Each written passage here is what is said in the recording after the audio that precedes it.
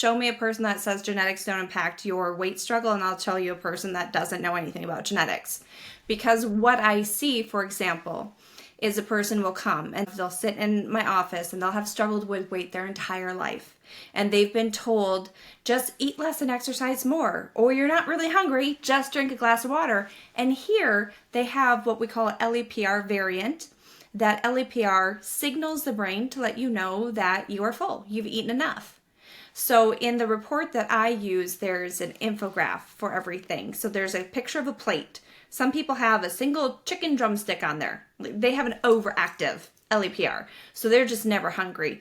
Then there's the opposite, where you can't even see the plate. The food is all over it. You can't even see the plate. Those are people that their signal is essentially broken. So for the person that's walking around going, just drink a glass of water, you're not really hungry, that person is biologically hungry all the time. And you are dismissing their reality, not their perceived reality, their reality. Welcome to Hack to Health, where we uncover biohacks to help you live younger, longer. I'm Joe Steele, and today we're diving into a struggle so many know too well.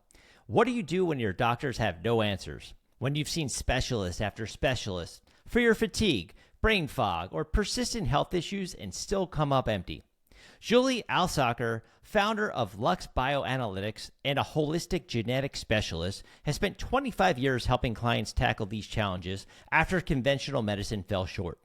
With expertise in blood analysis, holistic nutrition, and orthomolecular facial analysis, she's here with practical, everyday tools to help you take control and tackle your body's health challenges today.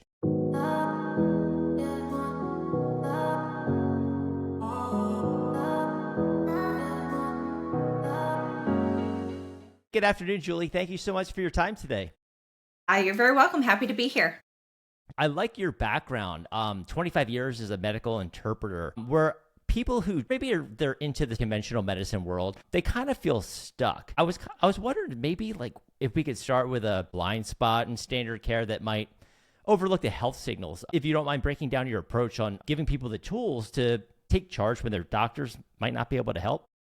That is a beautiful question, because that is succinctly what I do. Is there are so many layers of health. So the blind spot in medicine that I saw for 25 years, and to no fault of their own, it is how the system is established to work, is that the body is separated into components, and there are specialists in different components. And my entire practice is about stepping back and not being a specialist of one component, but instead looking at the broad picture. Just like you said, it's not just biology, it's environment, it's emotions, it's relationships, it's all the things. And what I love to do initially is I start with the blood work. I do about 55 blood markers so I can see holistically, and I interpret them through a functional medicine perspective. So I'm not going to tell you they mean what your doctor tells you they mean, because I'm looking at them from a what can you do to feel better perspective, not a what can I diagnose you with perspective. And then for genetics, I do the same thing. I have a nutrigenomics panel that has 168 SNPs, where I look at what are the most easy and effortless changes that you can make to feel better fast. So it's just about layering on. That's a starting point. And then moving forward, no client is the same.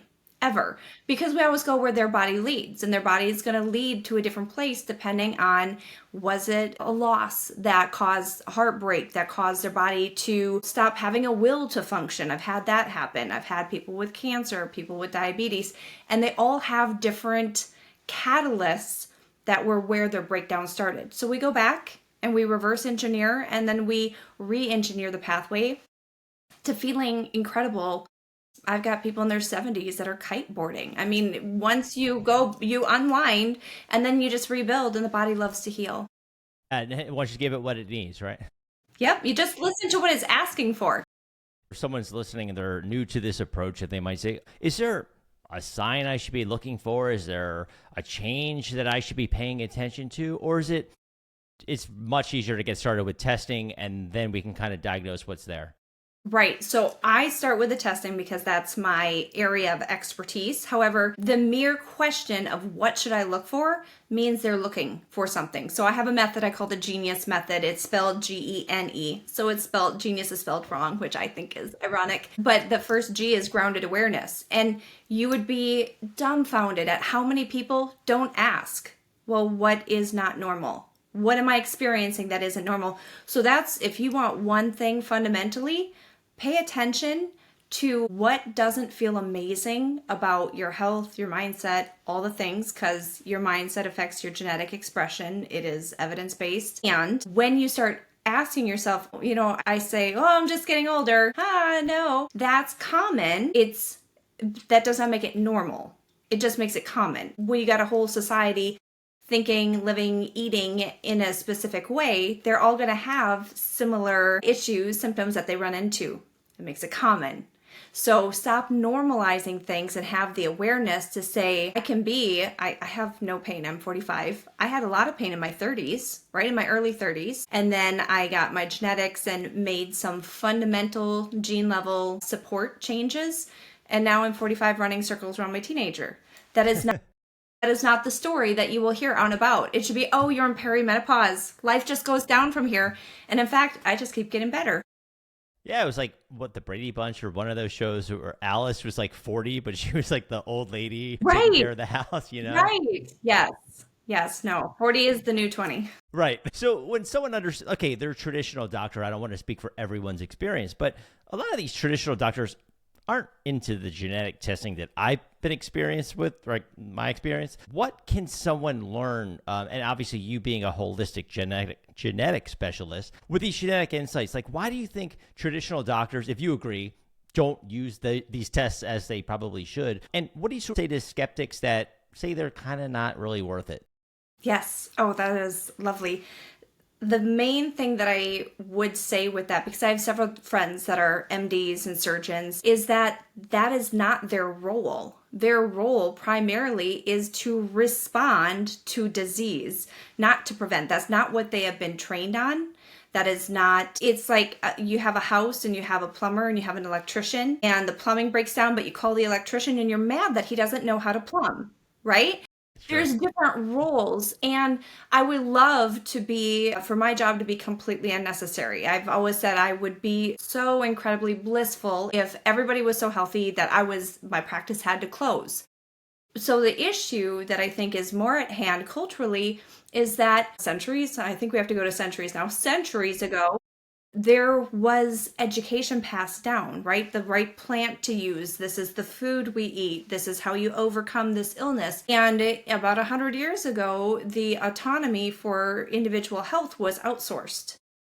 And it was outsourced to people that were not trained in health, which has then accumulated to a catastrophic situation where we are one of the most wealthy countries in the world and one of the sickest. And it is because how we approach taking care of the biology that we've been given. People don't understand fundamentals, not even the basics. So for the doctors, instead of them learning a whole new career, which I've been studying this since I was 15. It's been 30 years of obsessive study, thousands of books, and then simultaneously working in medicine, and then all the certifications I've racked up just because I have this insatiable quest for answers. They don't have that time because they're seeing patients back to back to back to back to back doing what they were trained to do. So maybe the better question, instead of why doesn't my doctor do this, is why is it not accepted, just like it is accepted to have a personal trainer and a dietitian and a doctor? Why is it not part of the team to have a traditional naturopath, somebody that's a specialist in nutrigenomics? And for those that don't think, because there are a few parts of the question, I'm going to answer this one and then I'll let you ask another one here. For those that don't think that genetics is viable, right? Show me a person that says genetics don't impact your weight struggle, and I'll tell you a person that doesn't know anything about genetics. Because what I see, for example, is a person will come and they'll sit in my office and they'll have struggled with weight their entire life. And they've been told, just eat less and exercise more, or you're not really hungry, just drink a glass of water. And here they have what we call an LEPR variant. That LEPR signals the brain to let you know that you are full, you've eaten enough. So in the report that I use, there's an infograph for everything. So there's a picture of a plate. Some people have a single chicken drumstick on there. They have an overactive LEPR, so they're just never hungry. Then there's the opposite, where you can't even see the plate. The food is all over it. You can't even see the plate. Those are people that their signal is essentially broken. So for the person that's walking around going, just drink a glass of water, you're not really hungry, that person is biologically hungry all the time. And you are dismissing their reality, not their perceived reality, their reality when you tell them, well, you just shouldn't be hungry all the time. You should just eat less. And it's not that there's nothing we can do about it, but when they know it, then all of a sudden they feel vindication and they feel validity of they weren't crazy, they're not lazy, right? This is something that is a natural resistance for them that now that they know, they can overcome it. I hear both sides. I'll see people when they say, well, my grandmother was diabetic, my mother's diabetic, I'm going to be diabetic. I'm just destined to it, right? And then other people will say, well, you do need to look at genetics because, right? So you get the skepticism, and then you get the people that are like, this is a repetitive pattern in my family. So what is it? Where do we sort of decide what's the best approach? Because it's individualized. When they go and get their CBC, because you're going 55 different tests, your panels, what are they typically getting in their standard labs? And they're saying, oh, they're normal. Yes, normal labs are so funny because people come to me and they'll say, well, I don't need you to run labs. I have a ton. And they'll come to me with maybe 7 markers, right? Thyroid, instead of a comprehensive thyroid panel, it's a TSH.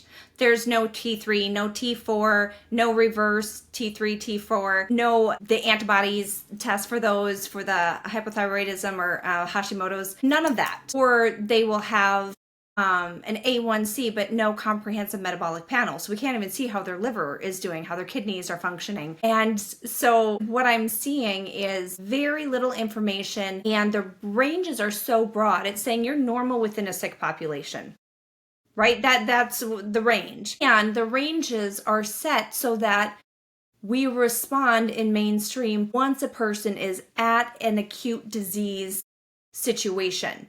Not, oh, something's going on here, right? My ranges are very optimal because it's not just if I'm looking at a thyroid panel and a comprehensive metabolic panel, and I see that this person has liver stress, and then I see that their free T4 and T3 and TSH, those ratios, I like to look at ratios more than specific ranges.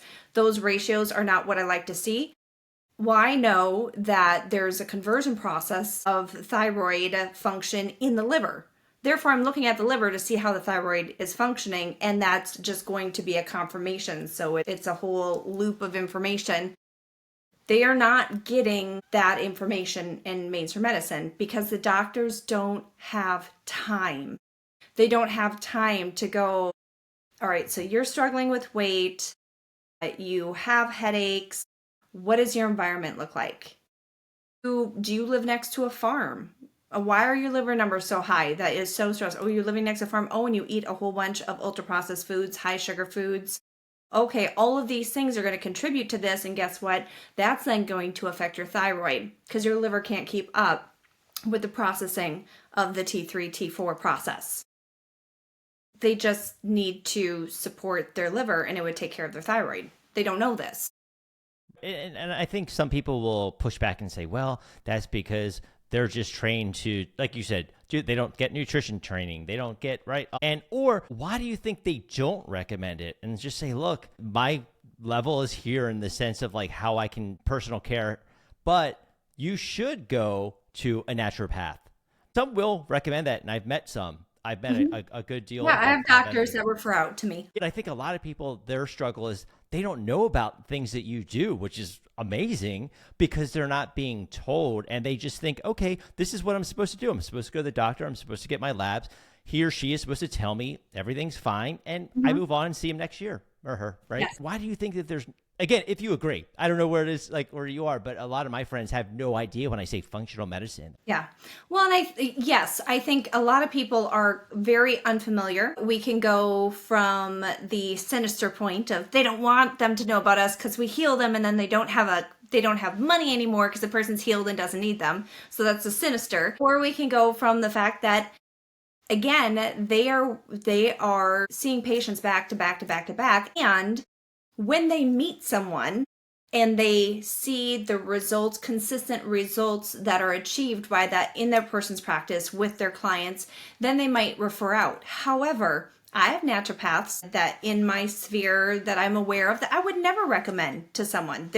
I don't see them getting patient results, client results. I don't see them supporting the people in their lifestyle changes. They're just giving herbs, which, Yeah. it's a There's a thing, time and a right? place. And so it's just like mainstream medicine. There's great doctors and there's terrible doctors. And there's great naturopaths and terrible naturopaths. And so I think because the alternative medicine world is so unregulated, and it needs to be because it allows us to be unique and individualized with each person. We're not constrained. I just flew down to Nashville this last weekend. I have a client who's a singer, songwriter, musician, an actress, and I spent 3 days at her home. I went through her cupboards, went through her supplements, and she thought, right, because she's been on this journey for a while working with a functional medicine doctor, she thought she had really done great things and she was eating 100% clean. And then here I go in the cupboard and I find stuff with maltodextrose. I find stuff with sucralose. I find, these things that for me are second nature. We get rid of these things, but there's so much to learn versus us teaching our kids from the get-go. And that's what I was talking about, the education at the beginning. If we were educating our children in health, then they're not going to grow up and need an expert that knows all the stuff. Huge amount of it, and then they'll be able to tap into a naturopath where, hey, I just need some herbs for this unique situation, versus my whole life is out of balance and I'm just trying not to die, please save me, which is what I've gotten with some of the clients I've worked with. That's a great way to think about it, because people don't really, they're thinking about themselves and they're not thinking my children need, because people will take kids and they'll say they're healthy, they're young, they have a fast metabolism, phrases you want to throw out. But then you look at the diabetic rate of these children, and like you said, the sick 33% of 12 to 17-year-olds already have pre-diabetic blood ranges. You're speaking my language, like my daughter It's the other day. insane.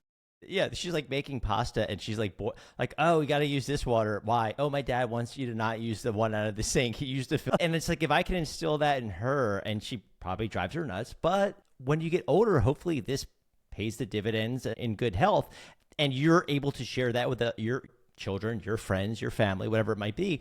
But we do need to start there. Right. And you talked about people generationally having a disease. Well, my grandparents had diabetes, my parents. The thing that it's not just genetics that is passed down, it is lifestyle that's passed down. Well, your great grandparents ate Velveeta and your parents ate Velveeta, and now you're eating Velveeta and you're wondering why you're sick. Okay, well, it's not just your genetics, because your genetics are just a blueprint. They're just a blueprint. And that's why I love people getting them earlier rather than later. When I get a person that has the gene for Alzheimer's and then the subsequent gene that means it's likely going to be an early onset Alzheimer's, I don't look at that as the way mainstream medicine would, where this is inevitable. I look at it as, this is fantastic information. You get to make changes right now so that you get to remember your family later. Because when we make the changes now, there are people with those genetics that never have Alzheimer's. Therefore, it is not a death sentence. It is not something that is destined to happen. So I always say genes are not your destiny, they're your strategy. And that's why I got my kids, my husbands, my parents, my brothers. I've got everybody's genes, and it's very simple. You make this tweak and voila, you've got access to 50% more energy in your body. How is life now? Amazing. Like you said, feeling better than you did in your 30s. Yes. For a person that you meet for the first time online, maybe if you do telehealth, what can they expect coming into your practice? And now that you mentioned it, how early would someone start with their own children? Well, I will have the swab in the delivery room when I have grandbabies. My kids are in college. They're not old enough for that, but when The thing is the burdens on our body don't start when we hit our 40s. If you have a genetic susceptibility where you need additional choline, right? My genetic pathways, my body requires a lot more choline than over half of the population. If I had known that when I was 1 day old versus 40 years old, then I wouldn't have had a choline deficiency for 40 years. Then it wouldn't have affected my methylation pathway. And methylation is, I call it the most important process in the body that nobody's heard of. And it is one of the things that turns genes on and off. So if you want your tumor suppressing gene on, your methylation process is responsible for doing that. And if you don't have the resources necessary for that to do its process, then it's not going to do it accurately and appropriately. So that doesn't start when you're 40, 20, 10. It starts the day you're born. So the earlier you have this information, you just get to avoid burdens, diseases, suffering. You get to avoid suffering. Yeah. Which is why I will be in the room with my grandbabies and I will be getting them swabbed. Now, as far as working with me, I work very uniquely in my practice. I do not do telehealth. I do a month program. And my practice is full at the time, so I have an application waiting list. But I do 3 months, and I'm putting more parameters on this because I usually only take about 2 clients a month because I put so much time. They've got video messaging with my phone. And we will talk every day. If they wake up and their second toe hurts, I want to know because that's a clue. If they wake up and their eye is twitching, I want to know. If they wake up and they don't feel joyful that they're alive today, I want to know because catecholamines, neurohormones, they matter. So I have a very involved 3-month process where by the end of it, my goal is that they don't need me or anyone else ever again. With more complex cases, cancers and things like that, it might drag out a little bit further, but so many people think, well, I'm going to need you for a year, and we get done with 3 months and they're like, I'm sorry, I don't need you anymore. I said, I know, that's the best thing I can ever hear, because they've learned, not because they've arrived, but because they've learned. They don't need any more teaching. So that's my process. The general process is I start with the blood and genes, we go wherever their body leads, with that constant communication, because I'm teaching them how to learn the language of their body. They're just getting educated and empowered for health autonomy. And then it's done. Now, someone that's listening and they say, oh, okay, I'm going to my doctor next week for my CBC, or whatever it is. Are there tests that you would recommend until they work with someone like yourself that they should ask their doctor to add in that they may not be doing as part of that traditional panel? Yes. Well, I love all the blood work. So my favorite is a CBC with differential. And the main thing is to say with differential. It is a little checkbox. It does not cost any more money. You get the differential. And what that is it's taking the white blood cell count and they put it in the centrifuge spinning machine and they're separating the white blood cells. Because when you get your WBC, your white blood cells, that's all of them. It's your lymphocytes, it's your neutrophils, it's your monocytes, it's your eosinophils. All of them are in that. So when you put it in the centrifuge, it separates them out. This matters because there's an optimal ratio of how many lymphocytes you should have, how many neutrophils, the percentage, right? And it adds up to 100%, the WBC number.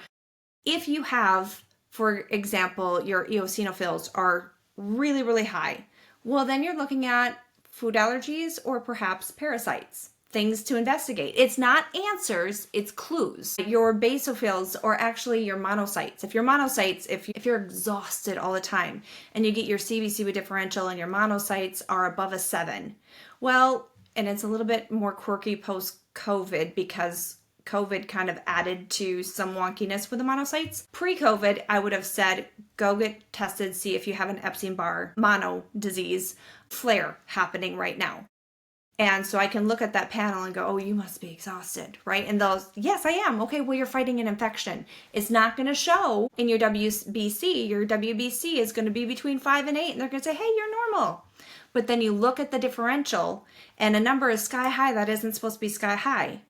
That means, and it might be a little one, but for some people, based on their genetics, that little infection that wouldn't bother somebody else is wrecking them. And that's why we look at things so individually. That number's high. we can get you checked out, then we can get you the support you need to get your energy back. Okay, so the differential, because a lot of people, they hear about these testing and then they say, what's it going to cost me? Because insurance may not cover this and probably won't cover that. So they start to worry about that. And if it's something that you can just say, check this box, that you're paying for it anyway.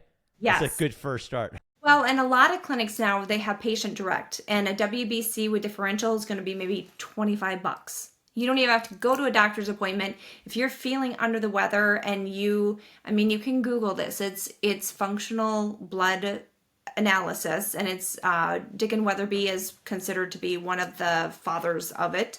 And there's several others, Dr. Kylie Burton, and they have a lot of their information online. So you don't have to come to me. This is where you get to be empowered and say, hey, you've got these people that are the ones that taught the rest of us functional blood analysis.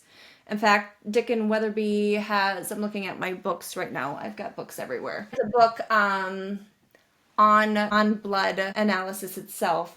I wish I had it within reach, but I was recently reading it, so it's probably upstairs. But you can get that. You can get that, and you can, again, you're not diagnosing yourself. You're not saying, I'm a doctor, I don't need them anymore. You're saying, I want to learn more about what's happening in me, because then a lot of times what that does, even if it doesn't come out with a diagnosis, is it helps you be consistent with better choices, because you understand what's happening, and then you understand what those choices, how they're benefiting you. And that's what is required for consistency, is a meaningful reason and a belief that the action is creating results. So for them to take a hold of their own blood work, go order all the things. Order them all. A comprehensive metabolic panel, vitamin D levels, CRP, which is C-reactive protein, that's going to be your inflammation. If you're wondering about if you have methylation issues, you're going to look at B12 and homocysteine. And keep in mind, just because your B12 looks normal doesn't mean that you don't have pernicious anemia, which means that it's just in your blood. It's not getting into the cell, which is what happens with specific genetic variants. So you can be exhausted and need B12, and your B12 looks normal or even high. And guess what?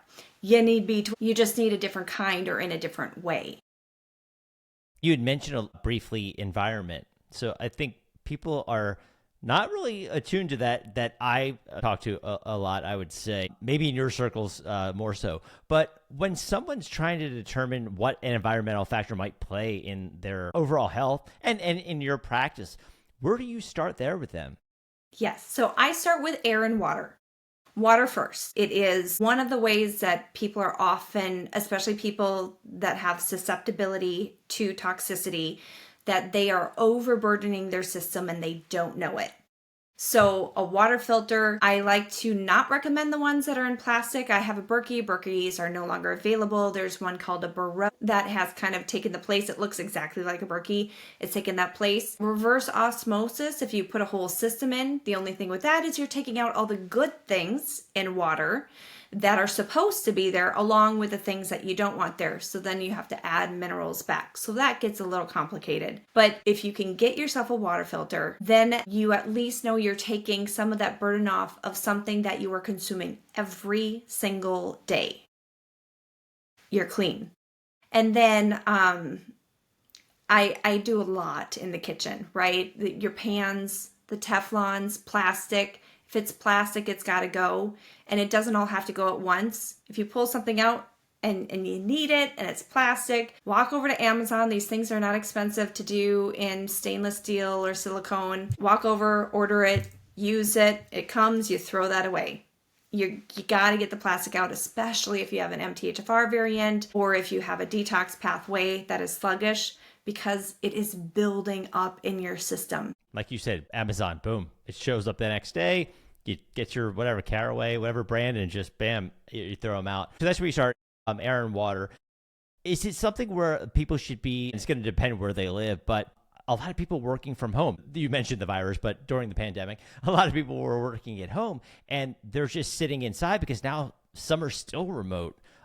Is there a benefit you're seeing to opening your windows up, getting some fresh air in 20 minutes a day, that they're just in breathing the air all day that's in their house, not getting any outside fresh air?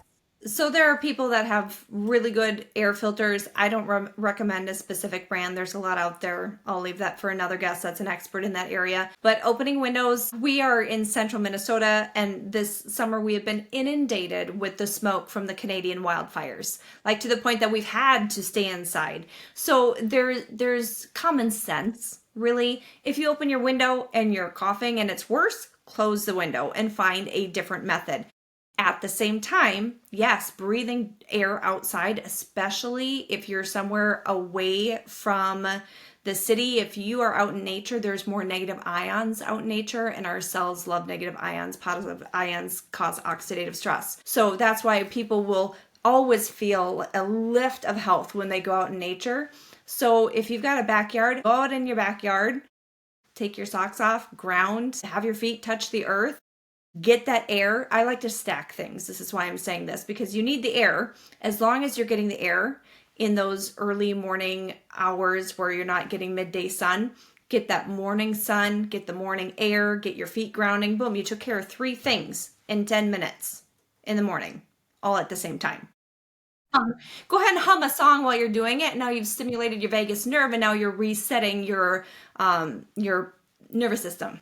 Drink some filtered water. Amazed how much you can do in such a short period of time. If you can stack things, that's going to help. I do get a lot of people where I don't want to name relatives' names, but relatives especially, where they listen to something and they think, oh, I need B12 or what? Like I need this supplement, I need that supplement. What?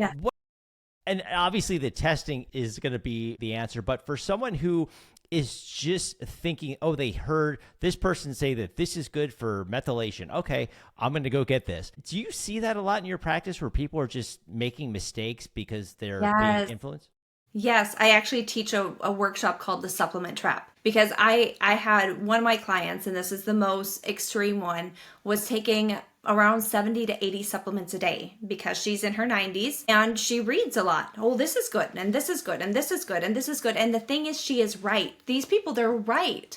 These are really wonderful things. And we could take 1,000 supplements a day and they're all wonderful, but your liver is not a pill sorter. Your liver will get burdened. Therefore, we don't want to take 80 supplements a day. We want to take the right supplements, which is why genetics to me are so fundamental, because then you're not out chasing smoke, you're fighting fire. You're doing the things that make the biggest impact with the smallest price tag and the least, inconvenience in your life. And as far as B12s, I'll just give an example of how genetics affect this. So if a person has an MTHFR, which is kind of the sexy gene of the moment, everybody's talking about it, it's one of 13 genes that I look at that affect the methylation pathway. And if a person has an MTHFR 677, it impacts how their body converts folate. So it is interesting. If you want to talk just craziness, the CDC website will say these people can have folic acid. It doesn't affect them at all. And then NIH studies will say these people shouldn't have folic acid, which is a synthetic version of folate. And so it's like y'all are on the same team. But I can say, as a person with a high impact methylation pathway, meaning I have 8 out of 13 of those genes have either homozygous, which is both letters that are supposed to be there, or not. I've got the mutation or the variant, or heterozygous. I have one good and one bad. So I have 8 or 9 out of that pathway that are impacted. If I eat something with folic acid, I get brain fog, my energy tanks, all these things, right? I also have what's called a COMT AALL, which means my COMT, the gene that helps the process of metabolizing your catecholamines, adrenaline, norepinephrine, dopamine, it does it slowly. It does it more slowly than a person without those variants. So if I go, okay, I've got all these methylation things, I need B12, and I go take a methylfolate and a methylcobalamin, that's a bioactive version of B12, I am going to have anxiety. I'm going to lay down at night and my brain, I'm going to be wired but tired, right? And it is not going to be good for me, even though my body needs bioactive folate and it needs bioactive vitamin B12.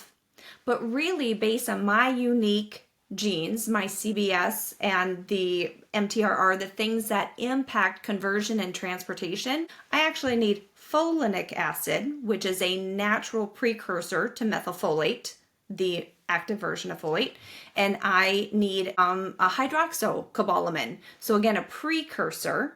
And then I need to not eat raw onions. And so as long as I do those things, now I don't deal with anxiety because I'm not taking the thing that's right for methylation. I'm taking the things that are right for my genetics. And that's a lot you can get right from the swab, right? Yeah, that's just it's a swab, and there's a very popular gentleman out there that has a test for $600, and you get a few minute video and 5 markers. The company that I utilize their tests, I have no affiliation with them. I don't make anything from them. It's called 3x4 Genetics. And I've reviewed a lot of tests, but I love their reports. The reports are for the end user. The raw data is for me. You get 168 SNPs, 168 markers for $300, which is really affordable to completely change your life.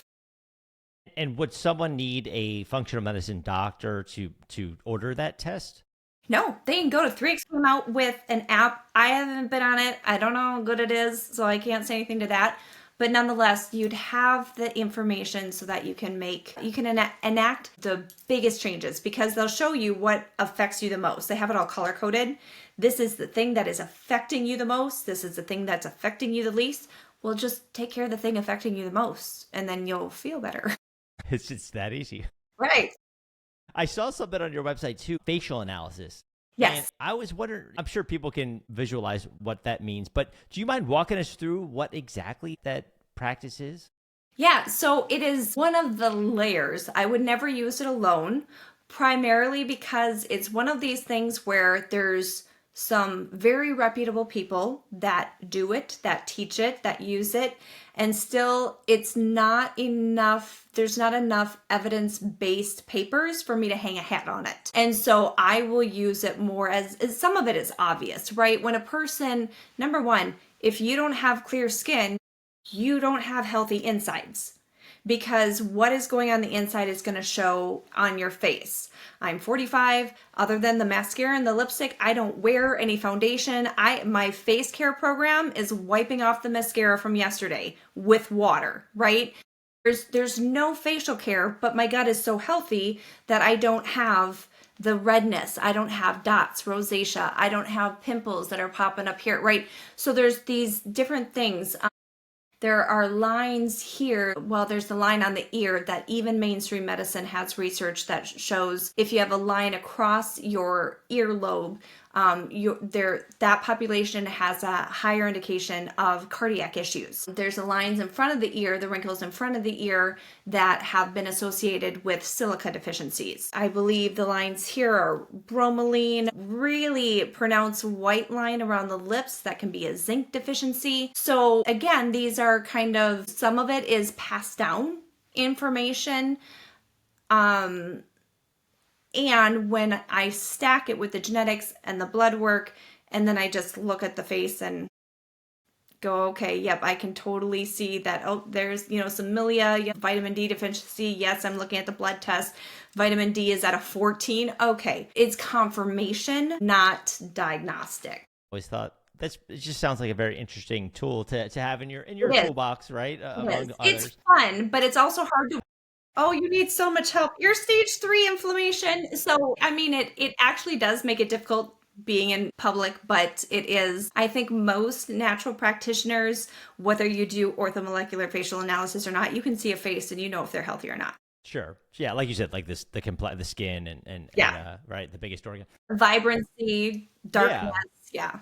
Yeah. So, okay, going back to kids, if you don't mind, nutrition, holistic nutrition, right? Sort of a cornerstone of your work, if I may say. What do you think for people listening that have kids, like you said, ours are teens and, for even young ones that you're swabbing in the delivery room, like what's like the nutrition priority to focus on for that long-term benefit?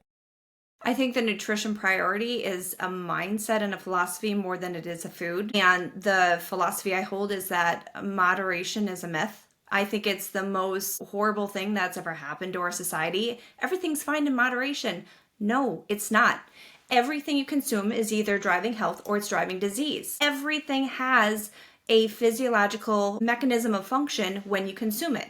It either has to be converted or it has to be processed through the liver. There's nothing that is neutral. Therefore, when you are feeding your child, and well, it's a birthday cake, it's a special occasion. Okay, why are we harming our population on special occasions? I can't wrap my mind around it.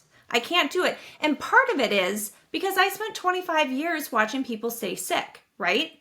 I got to follow patients for, over a decade, and I get to see them get sick and die. I got to spend decades watching. I get emotional about this. A second. I spent decades watching people die. Moderation being a myth is so important. We have to stop harming our children. We have to stop harming ourselves. So what the main advice I give for everyone: refined sugars, refined seed oils. If you take those two things out, even if it's just a little bit, if you take them out, you have eliminated over 90% of ultra-processed foods. So even if they are over-villainized, which I don't believe they are, but even if they are, you have removed these things that are causing our kids to be sick. That seems like a win-win to me. And it would be kind of frustrating if there were no other options, right? My family eats like kings because do you know what Michelin star restaurants are? They're that use whole food, right? We have steaks, and I'm a whole food advocate, and we alter our macros based on our genetics within our household, right? I am higher protein, higher fat. My husband can do more veggies and carbs. It's just what works for our bodies. And guess what? You feel great. When you're eating right for your body, you feel great. So we eat according to that. But I have desserts. It's called fruit and dates. And, add the cinnamon and the nutmeg and a little bit of grass-fed butter. And right, there's all these luxurious things that maybe you don't do every day. But it's not about elimination. It's about elevation. So treat yourself like you're worth it. I think a lot of people, their kids, they have the issue where, well, the other families, they let their kids just fast food and ultra processed. So they go to these birthday parties, wherever it might be, and well, everyone else is having it and everyone else is having it. Like my daughter now comes to me with snacks. Like we go shopping together.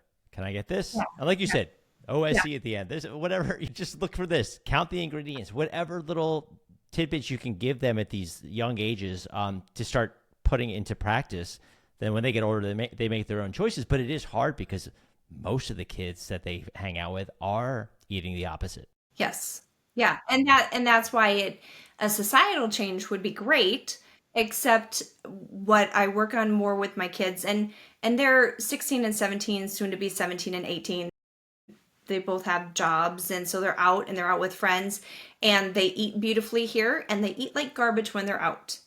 And they didn't do that. They didn't do that until they got their licenses, and well, this is how all of our friends are eating. And I just say, well, I'll fix you later, and unfortunately at first I said, not honestly, like I didn't say this with truth behind it. I'm like, don't come to me later to fix you. And they knew, of course I'm going to be here later to fix you, because that's what they said. Oh, we know that you'll fix us later. You fix everybody. For the love, don't suffer when you don't have to. But they are teenagers, and my oldest is, because she's getting ready to move out and college and all this stuff, she's already started going back to the good way of eating. So when she wanted pasta, she made this sourdough pasta from scratch at home. Wow. And had her, so she is making good choices. It seems like that 16, 17 years of age is just really tough with our society, and at least they can come back to it. Yeah, it is hard because, again, I try to tell her, look, 80, 20, 90, 10 would be awesome in terms of the good to the bad. Yeah. And when you're with the kids, I get it. It's like we go to practice for sports and we're getting them this fast food and that fast food for dinner. And you could look at the snacks and you're like, why are we eating Rice Krispie treats for kids that are like, right? How is this helping them perform at the sport? Right. Them perform at school, in their brains. It's not helping their development. And so that is, and I think that's the difficulty, is people think, well, this is just a special treat. However, it seems like there's a special treat in every class, every day. There's always a reason, and our brains are tricky. They will let us believe that every day is a special day because they're craving that high gratification food that they have been manipulated to crave. And it will do. The brain is super greedy. It will convince you that that's what you should do if you believe in moderation as a philosophy. Well, how about going the opposite? Well, okay, your elderly client with all the supplements notwithstanding, but a lot of elderly relatives of mine and people's grandparents, they're like, whatever their doctor says, how many prescriptions is the average senior on, like that kind of stuff. How do we get them to see this approach and see the benefits of functional medicine and supplementation and giving your body what it needs versus more prescriptions? I think that is a very uphill battle. See certain people come to me that they're just in so much pain, right? It's that idea where the pain of staying the same is worse than the pain of changing. And it's one of those things where they've gone to all the doctors and the pain is worse and worse and worse and they're desperate. But I don't want people coming to natural healing out of desperation, because they wouldn't be at the point, in my belief, they wouldn't be at the point of desperation if they had just come to me 10 years ago versus waiting till they're bedridden saying, please save me. And at the same time, they've been told since they were in diapers that we listen to our doctors. They're the ones that know what you need, and not just told that doctors are what they need, but told that this alternative area is wrong. It's dangerous. They're just trying to take your money. I mean, if you want to read the most boring book on the planet, it's called Naturopathy of the 21st Century, and you can read about the 90s and the campaigns of against natural healing that were marketed and funded. So there's that generation have not just been taught listen to your doctor, they have been taught do not listen to these crazy natural people. So for the ones that come to me, they typically come from referrals. It's interesting. My parents live on a Caribbean island. I've worked with them now for the last few years with their genetics blood work. They're on 0 prescriptions. They feel great, right? They're doing stairs every single day. They work out every day. My mom does yoga and is doing balancing and the eagle, holding her leg behind her. And this is not an athlete. This is not a person that just was always in great health. In fact, my dad had chronic headaches for 17 years, was on extra strength Excedrin at least 8 a day for about that same period of time, 16 years. And so it took us a year, but we got his headaches gone off of all the Excedrin. He hasn't had an Excedrin in like a year. My mom had chronic migraines for, I think, about 14 years. And that was 4 to 5 days a week, taking Imitrex, and we got her to a couple mild ones a month without needing Imitrex the majority of the time. So for them to be in their 70s and be around all these other people in their 70s, and yet those people still will fly to the doctor and get help versus not having the alcoholic drink or not having the piece of cake. And then there's almost a, why won't you drink with us? Why won't you have this piece of cake? And my dad says, because I like my knees not having any pain. And so there's this big pushback when you're making your choices for health. But even them seeing the evidence of being a person in their 70s and their health completely being turned around is still not enough to convince them that, hey, that might be an answer. They just go back to what they know. Who would think, peer pressure in your teens and then 60 years later, they're coming back at you. There you go. There you go. Yeah. Yeah. And I was going to ask you too about the future, about AI, people not taking it into their own hands, but taking these tests, taking all this data. What is your view on AI? Obviously, people are scared of what it's going to do, but do you see it as a positive or a negative when it comes to taking control of your own health? As a tool, once it is good, because the fact is I love AI. I use it in my practice to help me organize notes and, the automatic note taker and stuff. Beautiful. I love it. Saves a ton of time. As something that can interpret results well and uniquely for individuals, I've tested it because I want it to. I want to be irrelevant. I know my business mentor doesn't love that, but I'd love nothing more than people to be able to have their answers at virtually no cost to them, right? And so I've tested it. And it might be right genetically, it might be right 90% of the time, and then 10% of the time it would say, oh, this is great, this person has the BRCA1 and the BRCA2 variant. And I said, no, that's not great, that means that they have a predisposition for breast cancer. Oh, you're right, my bad. And I'm like, no, you can't do that, that's so wrong. So I think we will get to a point where it is so accurate that, unlike me needing to take 121 hours on an individual case, digging into their entire history, which we do through conversation, but then I add it to all of my notes, dig through their entire history, find these variants and this blood work, and okay, now I finally found a weird study out of Germany that ties to something that happened when they were 12 years old. Boom, we finally found the root cause. 121 hours.